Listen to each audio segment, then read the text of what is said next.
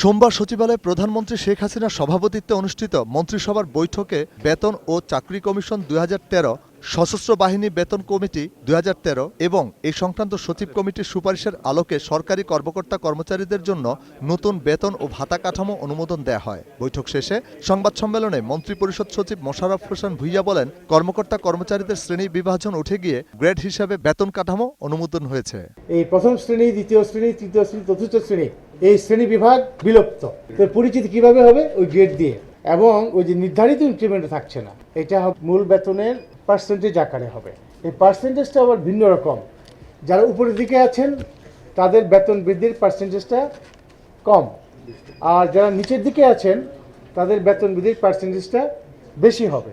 এর আগে ২০০৯ সালের ১ জুলাই সপ্তম বেতন কাঠামো কার্যকর হয়েছিল। অষ্টম বেতন কাঠামো হবে সচিব, মুখ্য সচিব পাবেন ৮৬,০০০ টাকা, তবে তা আর বৃদ্ধি হবে না। দ্বিতীয় গ্রেড ৬৬,০০০ থেকে শুরু হবে। পর্যায়ক্রমে ২০তম গ্রেড পর্যন্ত যে বেতন রয়েছে তা বৃদ্ধির সুযোগ আছে।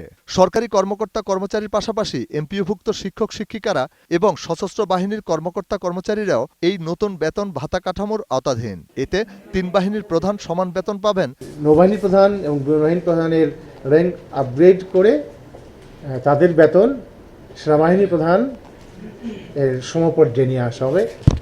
৮৬,০০০ টাকা ফিক্সড, যেটা ক্যাবিনেট সেক্রেটারি এবং প্রিন্সিপাল সেক্রেটারি প্রাইম মিনিস্টারের বেতনের সমান। উৎসব ভাতার পাশাপাশি মূল বেতনের ২০% বৈশাখের নববর্ষ ভাতাও যোগ হয়েছে।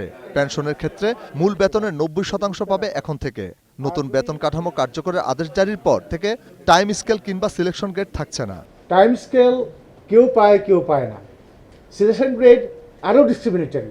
এখন বেতন যে বাড়ছে, এটা কিন্তু সবার জন্য বাড়ছে, এবং এই যে কিউমুলেটিভ হারে যে আপনার এই ইনক্রিমেন্ট হচ্ছে, এটা সবার জন্য হচ্ছে।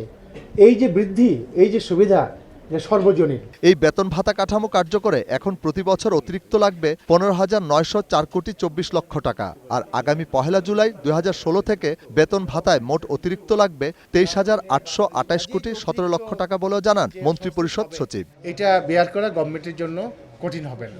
জে ইউজবায়ার, ২১ টেলিভিশন, ঢাকা। শিক্ষক সম্পর্কে